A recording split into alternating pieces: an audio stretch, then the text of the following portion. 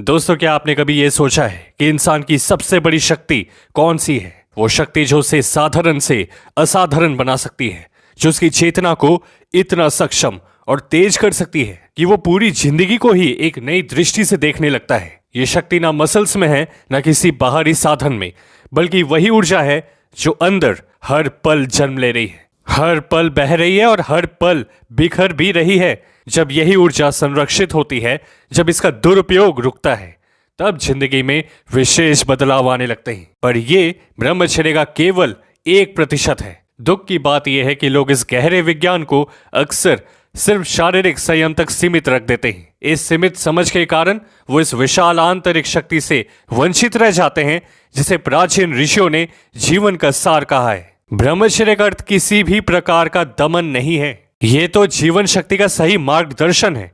शरीर, मन और वाणी तीनों स्तर पर जब इंसान अपनी ऊर्जा को व्यर्थ बहने से रोकता है, तभी ब्रह्मचर्य का वास्तविक फायदा समझ में आता है। क्योंकि अगर किसी व्यक्ति के विचार अव्यवस्थित है, इच्छाएं अनैतिक हैं, वाणी अनियंत्रित है और कर्म उत्तेजना से जन्म लेती है, तो वो चाहे जितना भी शारीरिक संयम रख ले, ब्रह्मचर्य की असली शक्ति का अनुभव नहीं कर सकता।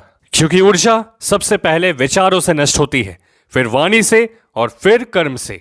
इसलिए प्राचीन ग्रंथ कहते हैं कि साधक को सबसे पहले अपने विचारों की पवित्रता पर ध्यान देना चाहिए, क्योंकि विचार ही ऊर्जा की दिशा और उसकी शक्ति को तय करते हैं। क्रोध, ईर्ष्या, तुलना, स्पर्धा और मोह, ये सब ऊर्जा को इस तरह नष्ट करते हैं जैसे एक छोटा सा छेद बड़े से बड़े जल पात्र को खाली कर सकता है। उपनिषदों में कहा गया है, जो वाणी को नियंत्रित कर लेता है वही वास्तव में संयमी है, और जो मन को नियंत्रित कर लेता है वही ज्ञानी है। दोस्तों, मैंने ब्रह्मचर्य का प्रभाव अपने सामने देखा जब मेरे ही ब्रह्मचर्य आर्मी के व्यूअर्स धीरे धीरे अनावश्यक बातों, बहसों और प्रतिक्रियाओं से दूर रहने लगे। क्योंकि ब्रह्मचर्य के बाद अब वो समझ पा रहे हैं कि अगर मैं किसी लड़की को देख भी रहा हूं, उसके बारे में सोच भी रहा हूं, तो वो भी ऊर्जा का नुकसान ही है, भले ही मैं हाथ से कुछ ना भी करूं तो भी। और जब ब्रह्मचर्य में ऊर्जा सही लक्ष्य में लगती है ना,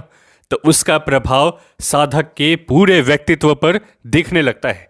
आंखों में एक आग होती है उसके, एक शेर जैसा हंगर।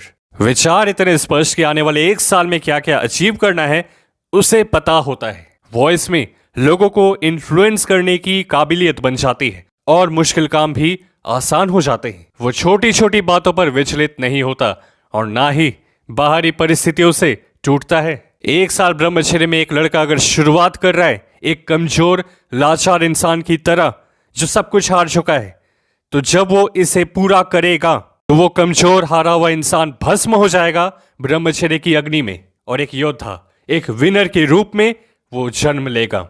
एक शब्द में कहूं तो रीबर्थ हो जाएगा आपका। पर यह तभी पॉसिबल है जब आप खुद की इज्जत करो, हर तरह से। ऐसे ही आते जाते किसी को भी अपनी कीमती एनर्जी मत दो, इसकी इज्जत करो, ये तुम्हें पूरी दुनिया की इज्जत ला के देगा।